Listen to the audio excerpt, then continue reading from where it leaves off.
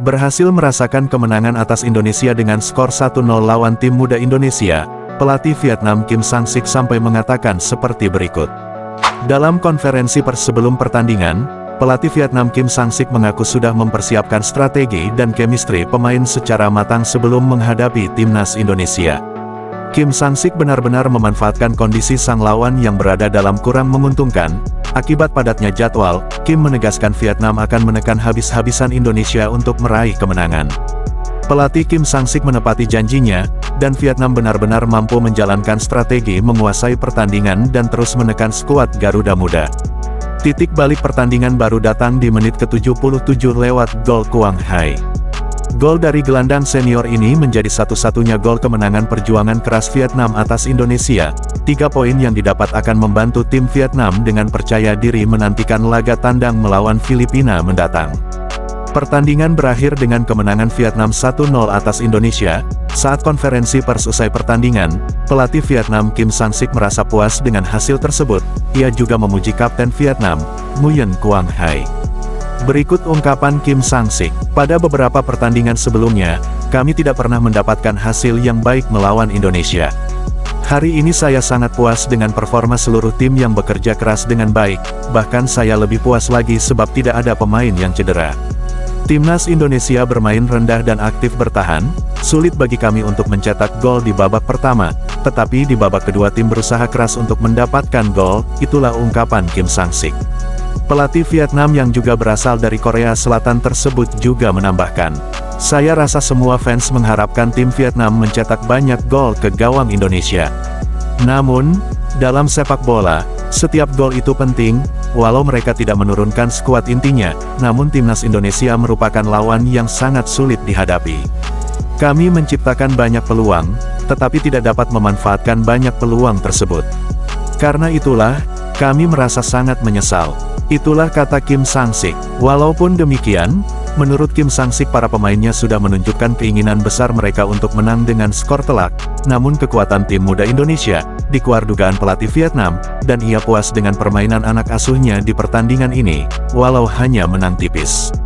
Setelah Vietnam berhasil merasakan kemenangan atas Indonesia, banyak supporter Vietnam yang merasa puas, sebab 1 tahun terakhir, Vietnam belum pernah merasakan kemenangan atas Indonesia. Dari 3 kali bertemu, 3 kali itu juga Vietnam selalu kalah dari Indonesia. Bahkan di pertemuan terakhir, Vietnam harus dipermalukan 0-3 atas tamunya Indonesia, yang mana kekalahan memalukan tersebut, harus dirasakan di hadapan publiknya sendiri. Walau banyak supporter yang sudah merasa puas meraih kemenangan atas Indonesia walau menang dengan skor tipis 1-0.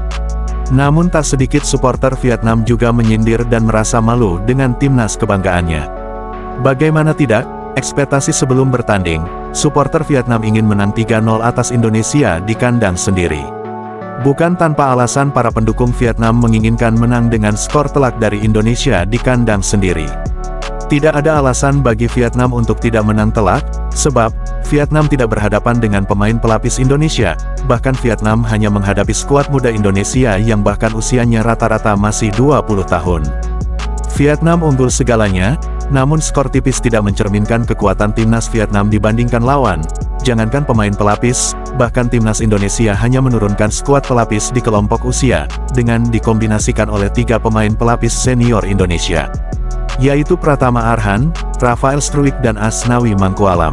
Ketiga pemain itu, mereka sebagai pemain pelapis di skuad inti timnas Indonesia, sedangkan skuad Vietnam sendiri, benar-benar menggunakan skuad terbaik timnas Vietnam tahun ini.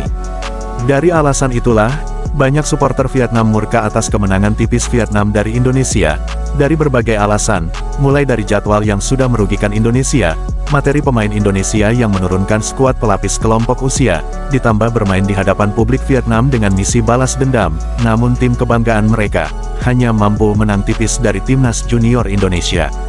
Bahkan menurut sebagian supporter Vietnam, kemenangan Vietnam masih disebut sebagai kemenangan yang memalukan.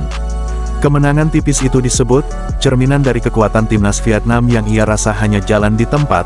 Vietnam gagal menang telak dari tim junior Indonesia. Itulah ulasan keluh kesah sebagian supporter Vietnam melalui sejumlah media di Vietnam.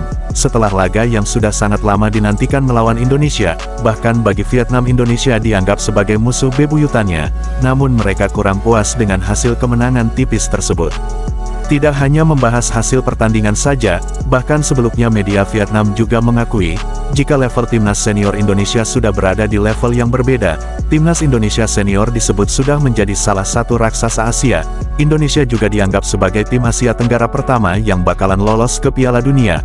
Berikut ulasan media Vietnam yang mengakui soal potensi kekuatan besar timnas Indonesia, yang dianggap dapat bersaing di kancah Asia bahkan menuju level dunia. Một kết quả có lẽ là chỉ dành cho những người mộng mơ. Indonesia 3 và đây là một kết quả hòa ngay trên sân của đội tuyển Indonesia, và có lẽ là câu hỏi đầu tiên tôi muốn dành cho cả ba vị khách mời một câu hỏi. Media besar Vietnam dan sebagian media Asia menyebut, Indonesia diprediksi akan menjadi negara langganan Piala Dunia. Bahkan kekuatan timnas Indonesia berpotensi menjadi raksasa Asia baru yang akan menjadi pesaing utama Jepang. Đội tuyển Lào thì có chuyến làm khách tới sân của đội tuyển Indonesia, một trong những ứng cử viên vô địch ở giải đấu năm nay. Mengakui jauh lebih unggul dari negaranya dan menjadi tim terkuat di ASEAN, media Vietnam memberikan prediksi bahkan analisanya, jika timnas Indonesia bakal harumkan nama ASEAN di Piala Dunia 2026 hingga 2034. Media Vietnam, Soha, secara tak terduga memberikan prediksi beserta analisanya, bahwa timnas Indonesia akan menjadi wakil Asia Tenggara di Piala Dunia 2026 hingga 2034. Artinya, media Vietnam tersebut memprediksi, Indonesia akan menjadi negara langganan Piala Dunia minimal 3 periode ke depan, dan mungkin saja, Indonesia akan mulai menjadi negara langganan Piala Dunia yang dimulai dari periode 2026 dan seterusnya.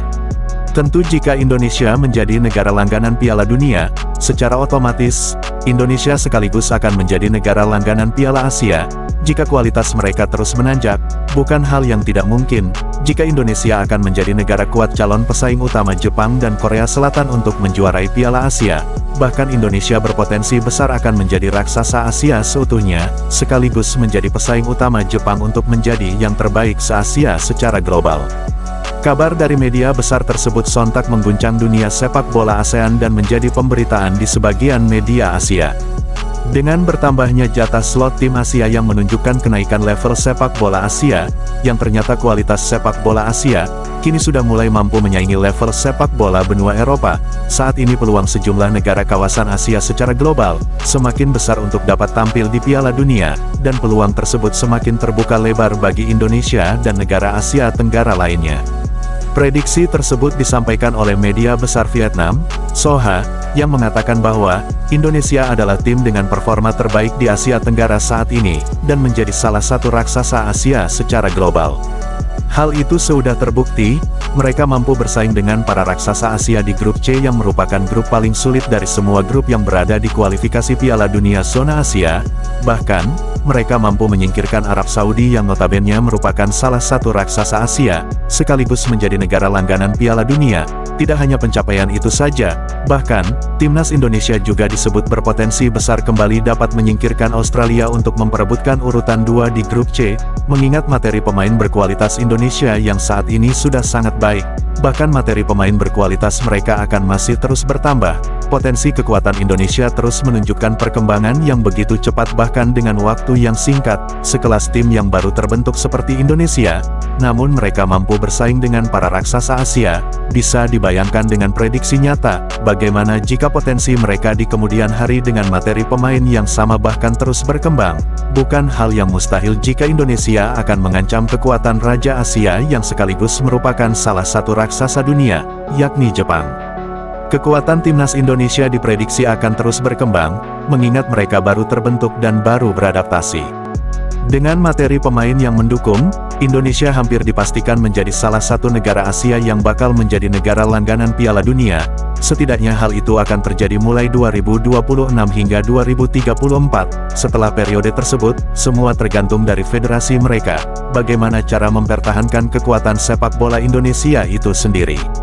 Itulah kutipan media besar Vietnam Soha.